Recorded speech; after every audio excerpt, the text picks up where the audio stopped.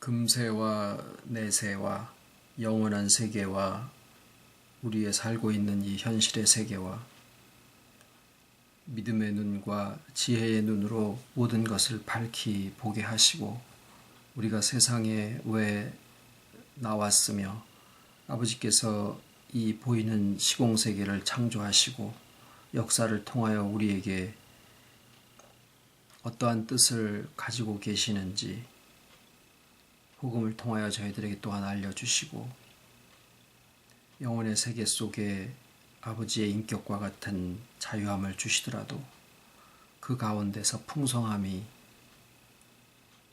결코 소멸되지 아니하는 가장 큰 소망을 또한 저희들에게 주시고 친히 찾아오시고 친히 모든 것들을 이루시고 또 우리와 함께 하심으로 이 길을 가게 하여 주시오니 아버지 감사를 드립니다.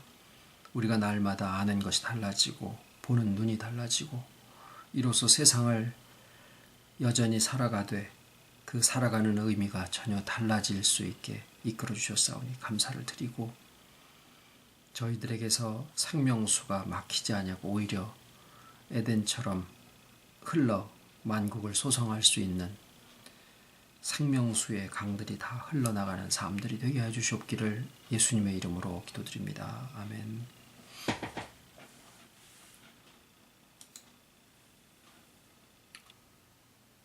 오늘의 하나님 말씀은 베드로 전서 1장 3절로 9절입니다.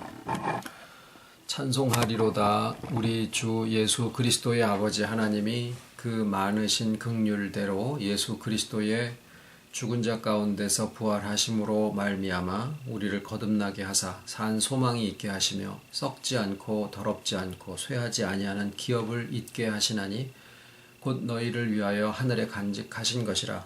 너희가 말세에 나타내기로 예비하신 구원을 얻기 위하여 믿음으로 말미암아 하나님의 능력으로 보호하심을 입었나니 그러므로 너희가 이제 여러 가지 시험을 인하여 잠깐 근심하게 되지 않을 수 없었으나 오히려 크게 기뻐하도다.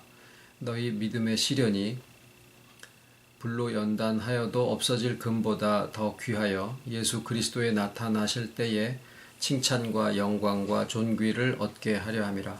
예수를 너희가 보지 못하였으나 사랑하는도다. 이제도 보지 못하고 못하나 믿고 말할 수 없는 영광스러운 즐거움으로 기뻐하니 믿음의 결국 곧 영혼의 구원을 받음이라. 아멘.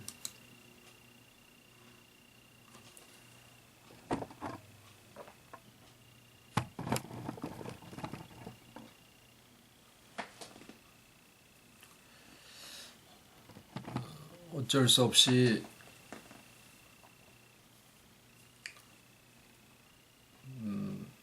빨래를 하는데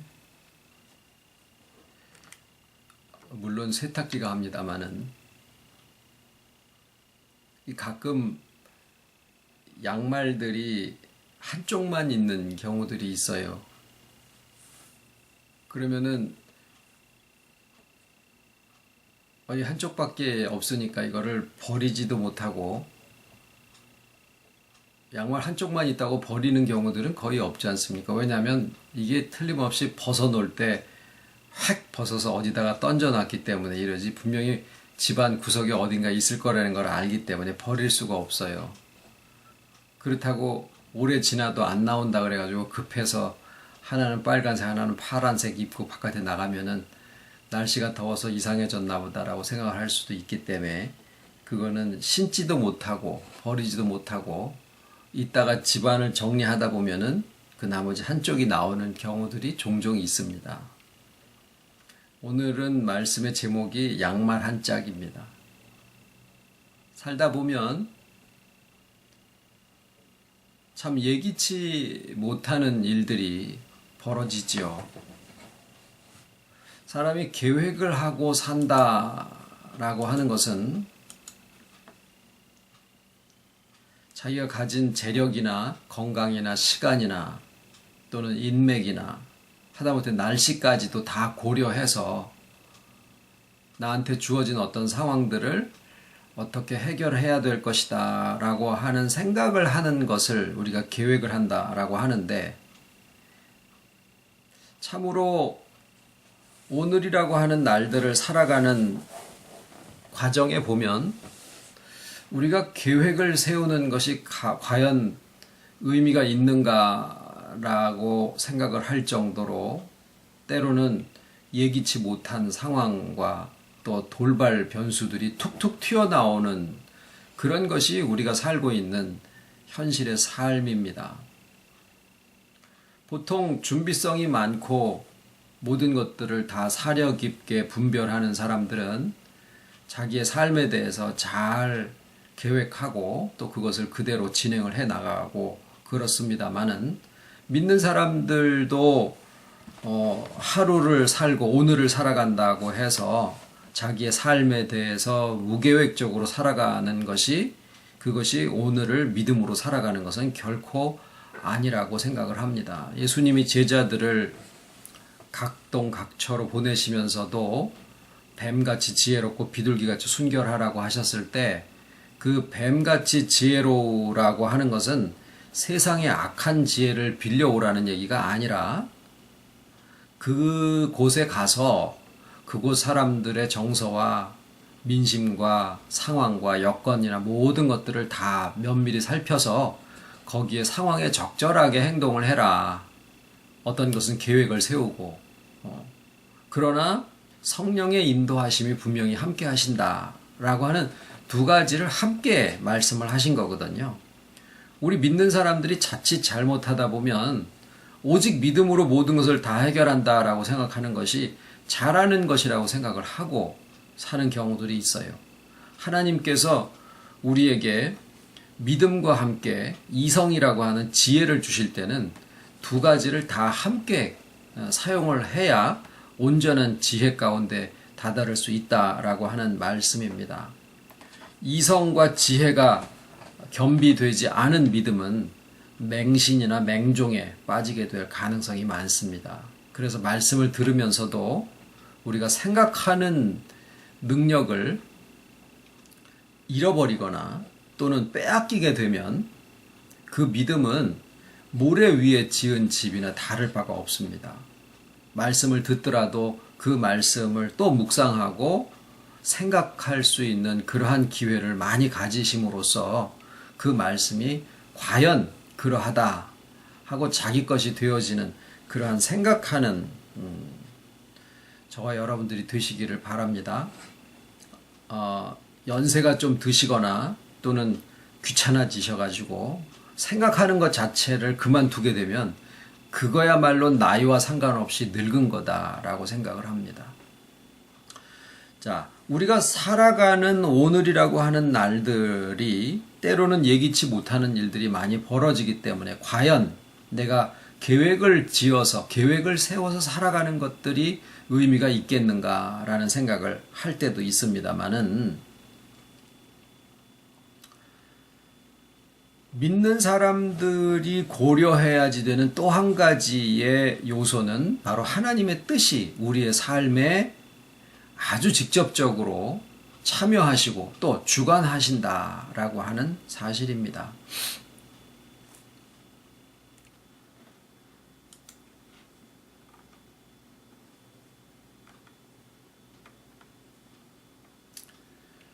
그런데 이제 경험상으로 보면 우리의 삶에 있어서 종종 세상 말에는 쌀 떨어질 때 기름 떨어지고 뭐 여러 가지 것들이 한꺼번에 몰려다닌다고 하는 말들이 있습니다만은 또는 코너에 몰린다 이런 말들도 살아가죠.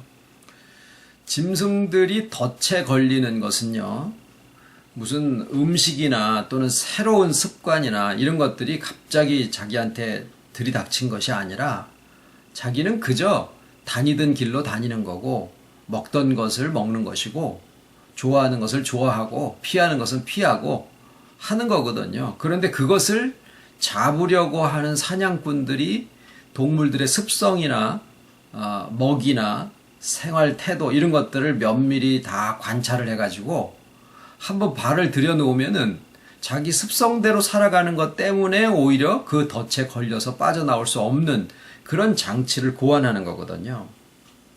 오늘 우리가 말씀을 나누고자 하는 것은 십자가에 대한 말씀입니다. 십자가를 예수님에게 대해서 우리가 이해할 때는 흔히들 이야기하는 대로 인간들의 죄가 많아서 스스로는 그 죄값을 사할 수가 없기 때문에 예수님께서 오셔서 대신 십자가의 피를 흘려주심으로 그 죄값이 사해졌다라고 하는 것이 기독교의 기본적인 일반적인 믿음의 고백들이죠. 그리고 그것에서 조금 벗어나는 생각을 하려고 한다고 하면 굉장히 이상한 눈으로 바라보는 그런 분위기가 형성이 되어 있어요. 너무 기본적인 것이기 때문에 그것에 대한 것을 다시 재고해 본다라는 것은 허용이 안 되는 그런 이상한 분위기가 있습니다. 근데 이제 저희가 거기에다가 대고 던지는 질문은 뭐냐면은 그 죄값을 치른다라는 말을 하는데 그 죄값을 받는 당사자가 누구냐? 내가 누구한테 빚을 졌다라고 하면은 그 사람한테 그 빚을 돌려줘야지 되는 그 받는 사람이 있는데 예수님이 십자가에 피를 흘리셔서 보배 피를 보혈을 흘리셨을 때 그 죄값으로 치러진 그 보혈을 받는 상대가 누구냐라는 거를 질문을 해볼 수 있거든요. 세상 살다 보면 금전거래라든가 뭐 빚을 갚는 거나 집을 사는 거나 모든 일을 할 때 다 이해 당사자 간에 갑이 있고 을이 있고 돈을 주는 사람이 있고 채무자가 있고 채권자가 있고 이러는 것이 기본적인 건데 예수님이 피값을 치러주셨다라고 했을 때 그것을 만약에 하나님이 받으신다라고 하면 하나님이 자식을 용서하는데 무슨 값을 받고 용서를 해주시는가 라는 아주 단순하면서도 굉장히 중요한 의문점이 거기에 발생을 하게 되고요. 만약에 사탄이가 그것을 받는 당사자라고 하면 하나님이 사탄이한테 그것을 치러주고 자기 자식을 뺏어올 정도로 유약하신 분인가라는 그런 문제가 또 생겨나게 됩니다. 그래서 그 외에 다른 어떤 경우의 수가 있느냐? 없어요. 실상은 예수님이 죄값을 치러주셨다라고 하는 것을 마치 하나의 증명하지 않아도 되는 하나의 원칙인 것처럼 우리가 믿음으로 그걸 받아들이고 있기 때문에 그렇지 이치적으로 따지고 들어간다라고 하면은 굉장히 이상한 것을 기독교에서 우리한테 믿으라고 강요하고 있는 그런 상황이다라는 것을 알아차릴 수 있습니다. 지금은 이제 그런 이야기들을 젊은이로부터 어린아이 주일학교에서부터 이야기를 해줘야지 될 때가 되었다라는 생각을 합니다.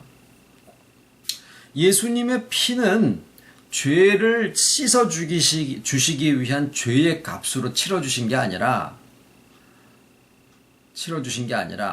죄가 행위의 결과로 나타난 것이다 라고 파악을 하기 때문에 그러는데 모든 죄는 근원이 무엇이냐면 하나님과의 분리된 것을 죄라고 하죠. 그것은 기독교 교리에서도 인정을 합니다만 그러므로 예수님이 피라고 하는 것은 예수님의 피를 우리가 본 적이 있습니까? 만져봤습니까? 뭐 냄새를 맡아본 적이 있습니까?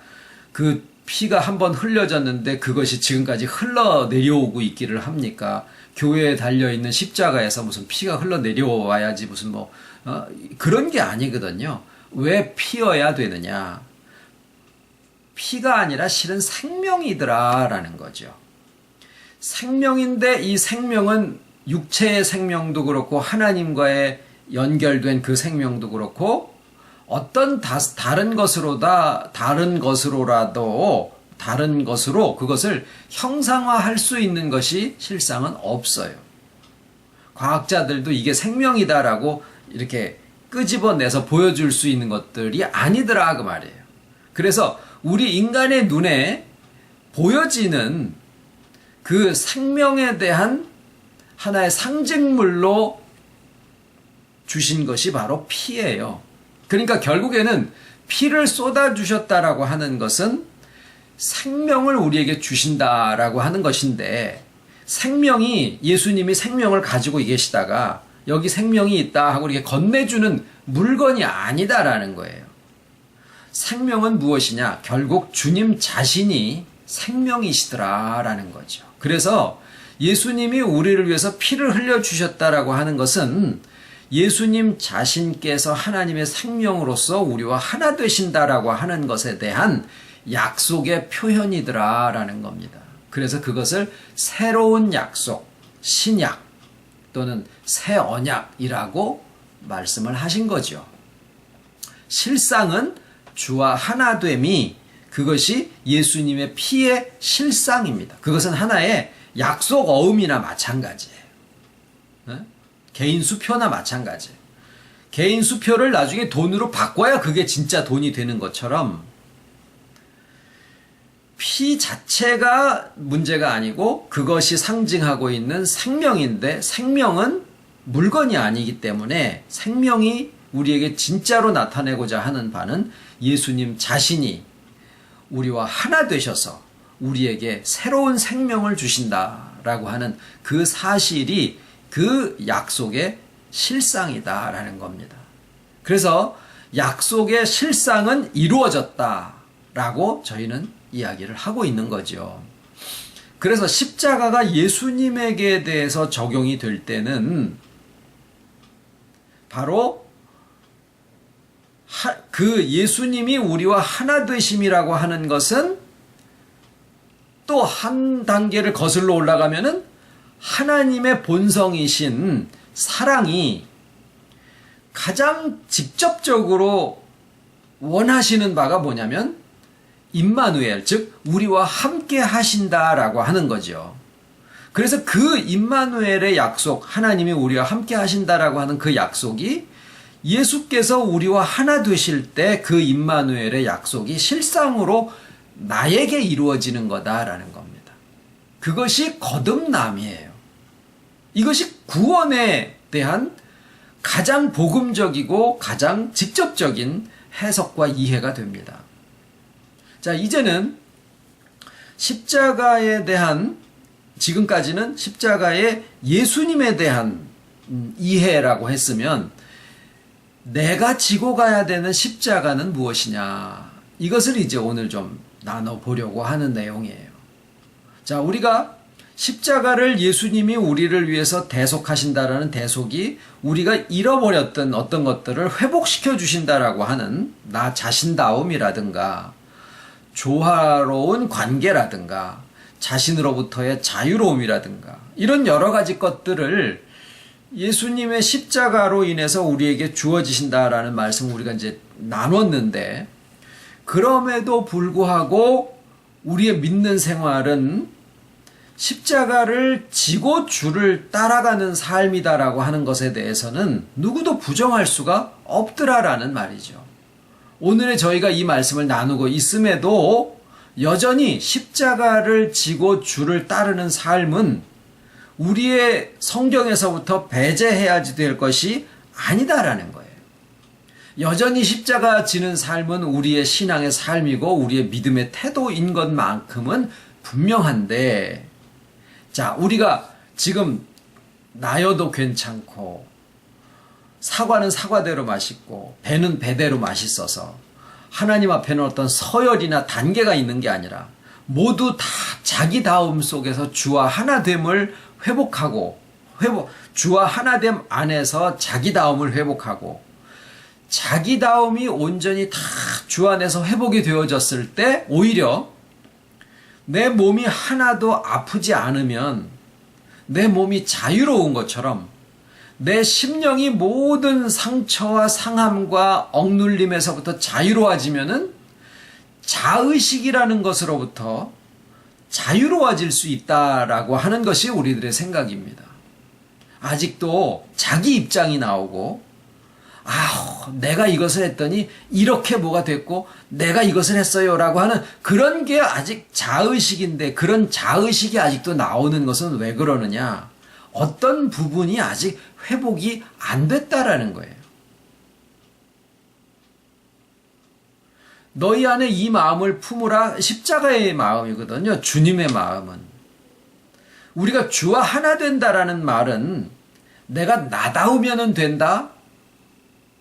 그것으로 끝나는 게 아니더라라는 거죠. 관계성 속에, 하나님의 자존하심 속에 그 관계성이 내포가 되어 있고, 그 속성은 오늘날 우리의 삶의 본질에 그대로 적용이 되어져서 우리가 자기다움만 회복하는 게 아니라 서로 더불어 함께 살아가게 되어 있는 속에서의 조화를 이루고 살게 되어 있는데, 이 두 가지가 자기다움을 주장하다 보면은 조화가 깨지고, 조화를 주장하다 보면은 자기다움을 잃어버리게 되는 것이 세상의 삶의 본질이에요. 거기에서 다 문제가 생기거든요. 그래서 사회는 어떻게 하고 있느냐? 자기다움을 자기답지 못하게 하고 조직 속에 속해 있는 자기가 되도록 권력을 행사하는 속에서 우리가 살아가고, 거기에서 모든 것을 교육을 받습니다. 자기가 하고 싶은 말이 있어도, 의심 가는 게 있어도 입 다물고 주는 떡이나 먹어.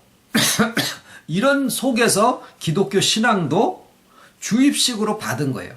생각할 수 있는 기회와 힘을 잃어버리게 만들어버린 그런 분위기더라라는 거예요. 그래서 아버지께서 우리에게 회복의 복음을 주시면서 생각하게 만들고, 그 생각하는 것이 어디서부터 가능했냐면 자기다워라. 주 안에서 자기다워라. 그러다 보니까 자기 입장에 대한 것들이 막 살아나는 거예요. 자기가 좋아하는 것을 좋아해도 되고, 자기가 싫은 것을 싫다고 얘기해도 괜찮고, 그냥 나의 장점이나 단점과 상관없이 주 안에 내게 가장 적절하고 적합한 것들을 나한테 주셨다라고 하는 그 믿음 속에서 나여도 괜찮은 마음을 가지게 된 거예요. 그런데 아직 남아있는 게 뭐냐면, 자신의 입장과 자기의 유익과 자기가 한 것에 대한 이 부분이 많이 아직도 나오더라라는 거예요. 우리가 회복의 과정에 있다라고 하는 것과 그것이 필요하다라고 하는 것에 대한 하나의 반증이죠.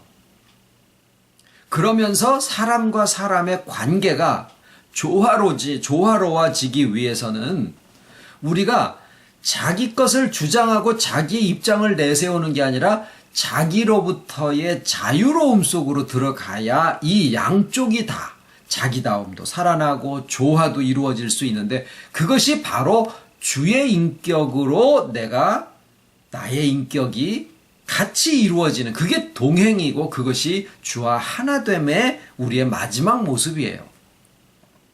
자, 그러는데 거기에서의 나의 십자가는 무엇이겠느냐라는 겁니다. 오늘 같이 나누고자 하는 말씀이 바로 그겁니다. 아까 짐승의 덫에 대한 얘기를 드렸습니다. 짐승들이나 물고기가 덫에 잡히는 것은 그냥 자기 습성대로 살고 있기 때문이에요. 자기가 늘 먹던 밥들과 다니던 길들에 그것을 고안하고 거기에다가 놔둔 사람이 그것을 의도를 가지고 거기에다가 그렇게 덫을 놔뒀기 때문에 나는 내 삶을 살아가다가 그 덫에 걸릴 수밖에 없더라라는 거예요. 자, 우리의 삶에 나의 계획이 있지만 하나님의 뜻과 의도가 같이 있다라고 하는 것이 우리 믿는 사람들의 삶인데, 이 두 가지 중에 어느 한 가지가 빠지면은 문제가 생깁니다. 믿는 사람들의 삶에는 그렇게 돼요. 내 자신의 계획이나 내 자신의 의지, 이것이 빠져도 문제가 생기고, 그것으로 모든 것을 다 하려고 한다고 해도 문제가 생겨요. 주님의 뜻이, 하나님의 의도와 하나님의 의지가 내 삶에 있다라고 하는 것도 분명히 내가 인정을 해야 되고, 또 거기에 나 자신의 뜻도 분명히 포함이 되어 있어야 된다라는 거죠. 이것을 지난번에 한번 언제 말씀에 우리의 삶은 경작을 하는 것이다 라는 것으로 말씀을 드린 적이 있습니다. 그러나 경작을 한다고 해서 그것이 열매를 맺게 하느냐? 절대 아닌 거죠. 열매를 맺게 하는 것은 생명이 움직이는 것이고 하나님이 열매를 맺게 하는 것인데 우리의 삶에도 마찬가지죠. 그러나 하나님께서 열매를 맺게 하실 수 있음에도 불구하고 농부의 농사 짓는 그 경작의 방식을 통해서 결실을 하기를 기뻐하시더라라는 거예요. 우리의 삶에 있어서 내가 아무것도 안 하고 있어도 하나님이 나의 삶을 회복하게 하시고 충만하게 하실 수 있는 능이 없으시느냐? 있어요. 그렇게 하실 수 있는 마음도 있으셔요. 사랑과 자비와 지혜와 능력이 충족하신 분이에요. 그런데 하나님께서 의도적으로 내가 내 삶에 대해서 계획하고 경영하고 아파하고 즐거워하는 고민하고 기도하는 그 모든 과정을 통해서 하나님이 하나님의 회복과 충만케 하심을 진행하게 하시는 것을 기뻐하시더라라는 거예요. 그런데 내가 이것을 밭을 갈았다고 해서 그것으로 인해서 결실이 되어지는 것은 아니더라라는 거예요. 나의 삶의 회복과 나의 삶의 충만함이, 자유로움이 내가 이것을 한다고 해서 되어지는 것은 아니더라라는 거예요. 그러나 내가 살아가는 나의 삶에 그때 말씀은 뭘 드렸냐면 우리의 삶은 구차한 일이다. 아주 때로는 치사하기까지 하고 이런 말씀을 드렸어요. 그런데 그런 삶의 하루를 살아가는 나의 삶의 의미가 먼지와 같을지라도 나는 나의 삶에 있어서 충실하고자 하는 이유가 무엇이냐면 내가 그것을 한다고 해서 회복과 충만이 이루어지는 것은 아닐지라도 내가 나에게 주어진 하찮은 그 삶을 충실하게 하나님 앞에서 살듯이 하나님 앞에서 살듯이가 아니라 하나님 앞에서 사는 거죠. 그렇게 살아갈 때 하나님께서는 나의 마음에 있는 믿음과 나의 마음에 있는 신실함과 진정성을 보시고 거기에다가 회복의 역사를 이루게 하시더라라는 거죠. 그런데 오늘 드리는 말씀은 그것의 의미에 십자가의 의미가 더해지게 된다라는 말씀을 드리려고 하는 거예요. 그런데 십자가를 지는 삶이 무엇이냐 도대체? 오늘 제가 말씀을 같이 나누면서 질문을 두 가지를 항상 말씀을 드리죠. 첫 번째 질문은 구원은 내가 이루어가는 것일까요? 라는 것이고요. 두 번째는 십자가를 지는 삶이 무엇을 의미할까요? 라는 겁니다. 십자가를 지는 삶이 무엇을 의미하는 것인가? 우리가 생각하기를 첫 번째 잘못된 생각은 고난이에요. 십자가를 지는 삶은 곧 고난이다. 땡, 틀린 생각이에요. 물론 십자가를 지는 삶 안에 고난이 포함이 되어지는 경우도 분명히 있습니다. 그런데 고난을 당하는 것이 다 십자가냐? 절대 그렇지 않다라는 겁니다. 두 번째 잘못된 오해는 십자가를 지는 삶은 특별한 어떤 것이다 라고 생각하는 겁니다. 그렇지 않습니다. 십자가를 지는 삶을 위해서 내가 무언가를 따로 해야 되는 것은 없습니다. 세 번째 아주 유사한 것이 뭐냐면 십자가를 지는 삶은 자기를 죽이고 자기를 꺾고 자기를 부인하는 것이다 라고 하는 가르침입니다. 왜 그러냐면 너희가 나를 따라오려거든 자기를 부인하고 자기 십자가를 지고 나를 쫓을 것이니라 라는 말씀에 같이 동급으로 말씀을 하고 계시기 때문에 그래요. 실상 십자가라고 하는 것은 자기의 본성적인 삶은 아닙니다. 본성을 거스리는 일임에는 그건 분명한 사실이죠.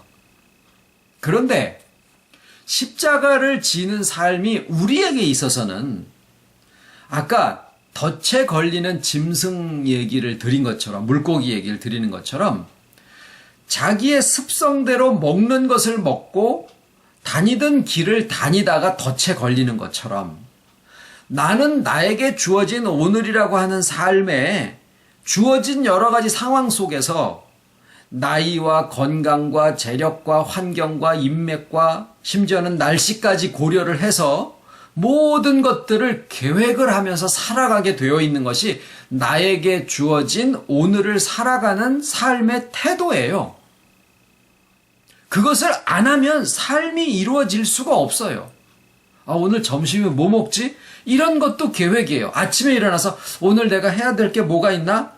그것을 적든 기억하든 그렇게 하고 살아가는 것이 오늘을 살아가는 모습입니다.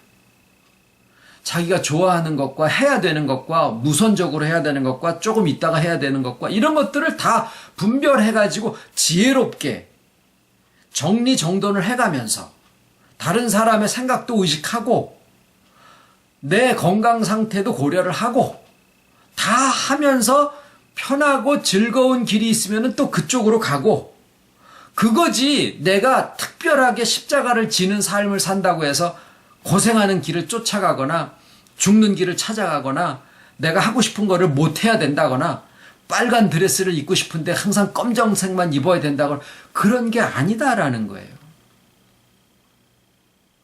저는 요즘 생각하고 있는 제목이 뭐냐면 생활이 곧 구원이다라는 거예요.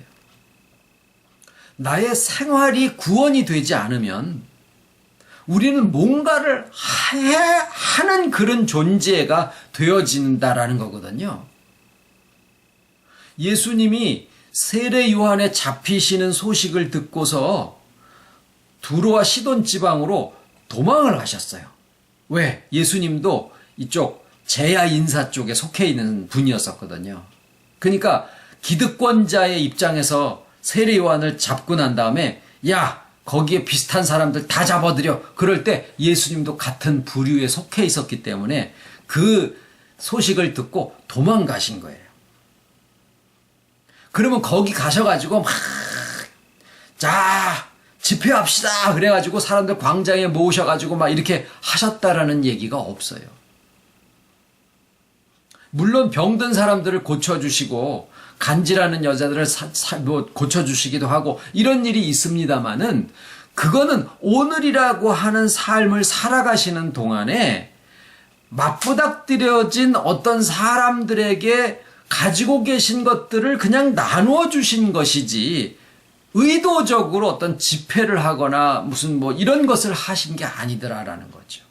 거기에서 우리에게 떠오르는 단어는 뭐냐면 예수님이 거기서 삶을 사셨구나. 그냥 생활을 하셨구나라는 거예요.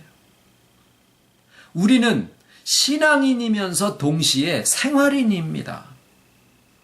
신앙생활을 하는 것은 십자가에 지는 삶이고 신앙인으로 사는 것은 사역을 하는 길이고 라고 할 수가 있겠지만 그러면 내가 생활인으로서 살아가는 나는 무엇이냐? 회복과 충만의 역사는 하나님의 손길은 어디에서 이루어지는 것이냐? 신앙인으로서의 삶을 사는 데서 이루어지는 것일까요? 생활인으로서 살아가는 삶에서 이루어지는 것일까요?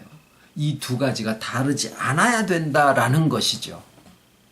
나의 생활을 통해서 하나님의 회복의 역사와 충만의 역사와 사역까지도 거기서 이루어지지 않는다라 그러면 우리의 신앙은 잘못된 거다라는 거예요.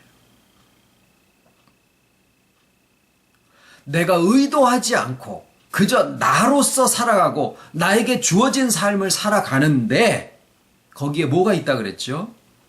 하나님의 동참하심, 하나님의 동행하심이 거기에 있으시기 때문에 마치 나는 생활인으로서 생활을 그대로 해나가는데 그 습성을 사냥꾼이 관찰을 해가지고 거기다 덫을 놓아서 덫에 걸리는 것처럼 나는 생활인으로서 그냥 살아가는데 어떤 때는 여러 가지 조건들이 계획적으로 동시에 한꺼번에 다 충족이 되어지지 않으면 벌어질 수 없는 그런 상황들이 나한테 주어지는 경우들이 있어요.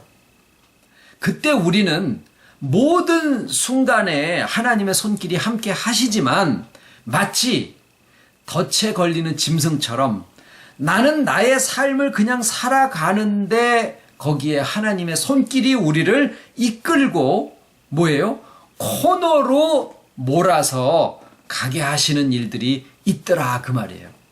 그러니까 우리가 삶을 살아가는 동안에 내가 자꾸 어디에 코너로 몰리게 되는 경우나 예기치 못한 일들이 벌어지거나 또는 여러 가지 일들이 복합적인데 한꺼번에 충족이 되어지지 않으면 생길 수 없는 그런 일들이 벌어질 때 하나님이 어떤 계획을 세우셔서 나의 삶에 직접적으로 지금 역사를 하시는구나. 항상 하시지만 하나님의 역사가 이렇게 어떤 프로젝트를 하듯이 쫙 몰아서 하나를 확 회복시키시고 또 그 다음에 좀 한참을 가다가 쫙 몰아서 또 하나를 회복시키시고 이런 식으로 역사를 하는 경우들이 많이 있더라라는 거예요. 그래서 십자가를 지기 위해서 내가 무엇을 특별히 부인하거나 죽거나 자기를 꺾거나 하려고 하는 의도가 들어가야 된다라는 게 아니라 나는 생활인으로서 그저 나에게 주어진 삶을 충실하게, 진실하게, 성실하게, 습성대로, 본성대로, 조건대로 살아가지만 거기에 하나님의 뜻이 개입이 되면서 내 속에서나 겉에서나 관계에서나 자기다움의 어떤 부분이든지 회복의 역사가 필요한 것이 있을 때 하나님께서 그 코너 속에서 우리의 어떤 면을 회복하게 하시는 그런 상황을 만드실 때 그것을 우리가 지는 십자가라고 말씀을 하신 거예요. 그러니까 십자가를 지는 삶도 실상은 누구에게서 주어지는 것이냐? 하나님의 의도에서 지워지는 것이더라라는 겁니다. 우리가 십자가를 지는 삶의 교리적인 짐으로부터 벗어나야 자유함 속에 있는 십자가를 지고 참된 회복의 역사 속으로 우리가 들어갈 수 있게 됩니다. 예수님의 십자가의 구속이 이루어지시기 위해서 하나님의 모든 능력과 주님을 무덤 속에서 일으키신 것은 하나님의 능력이시죠. 오늘날 우리들에게 하나님의 뜻과 주관하심과 주님이 우리와 함께 하심과 그것을 깨닫게 하시는 성령의 역사가 함께 역사를 하실 때 우리는 뭐예요? 우리에게 주어진 삶을 생활인으로서 살아가는데 그 생활이 곧 하나님의 회복의 과정이더라라는 것을 우리가 깨닫게 된다라는 거죠.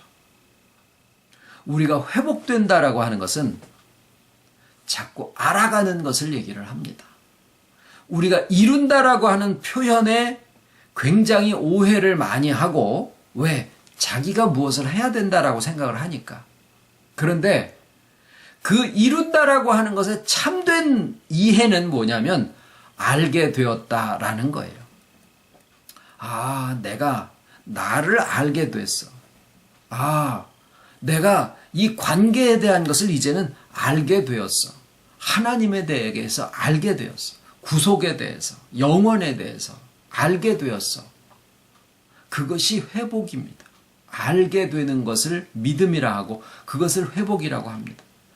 충만은 바로 이 회복의 과정 가운데서 나 스스로 있음에도 홀로 있지 아니하고 또 내 안에서 자유로움의 역사가 이루어질 때 그 자유로움이 관계 속에서 상대하고도 조화를 이루게 할 수 있는 내가 나다운데 서로가 조화가 이루어지는 삼위일체적인 그러한 관계와 나다움을 우리가 가지게 되는 그것을 하나님이 우리에게 주시고자 하는 충만이다라고 우리가 받아들일 수 있습니다.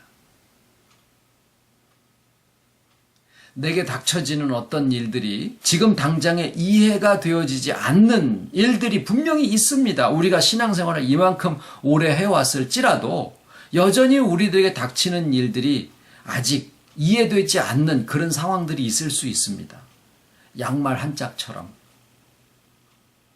그러나 섣불리 거기에 대해서 원망을 하고 이것은 내게 필요 없는 것이다 라고 내버리지 말아야 할 것은, 집 청소하다 보면 양말 한 짝이 나와서 결국 짝이 맞춰지는 것처럼 나중에 가다 보면 그때 그 일이 그렇게 해서 나한테 있었구나 라고 하는 것을 주님의 섭리 안에서, 하나님의 섭리 가운데서 이해하고 알게 되는 때가 있더라라는 거죠. 섣불리 한쪽에는 빨간 양말, 한쪽에는 파란 양말 신고 나가서 이상한 사람 소리 듣지 말으셔야 되듯이, 자기에게 주어지는 어떤 삶의 의미에 대해서 굳이 다 해석해서 이것은 이런 뜻이고 저런 뜻이고 지금 이해가 안 되면 그저 잠깐 놓아두는 것도 괜찮은 방법이 될 수도 있습니다. 결국 오늘 말씀은 십자가에 지는 삶도 또 우리의 회복의 과정도 모든 것이 다 합력하여 선을 이루게 하신다라고 하는 부르심을 입은 하나님의 자녀들의 삶에 대한 하나의 이해를 말씀을 드렸습니다. 기도드리겠습니다. 모든 것들이 다 자기의 때에 합당하게 지음을 받아서 아버지의 지혜와 그 사랑으로 우리에게 때를 따라 공급되어지는 것을 알려주심을 아버지 감사를 드립니다.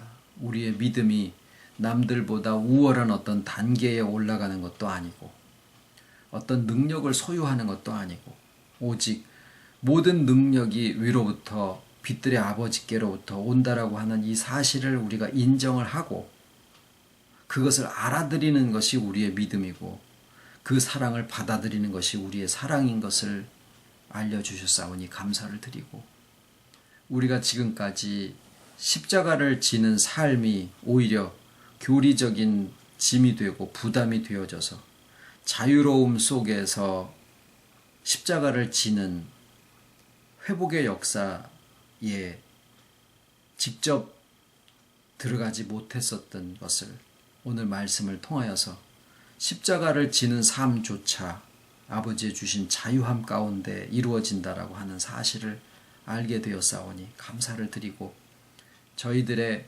그저 같은 하루하루의 오늘을 살아가는 삶 속에 그 생활 속에 아버지의 능력이 담겨 있는 것을 알고 깨닫고 경험하고 나눌 수 있기를 진정으로 소원을 드리와 모든 말씀을 예수님의 이름으로 기도드립니다. 아멘.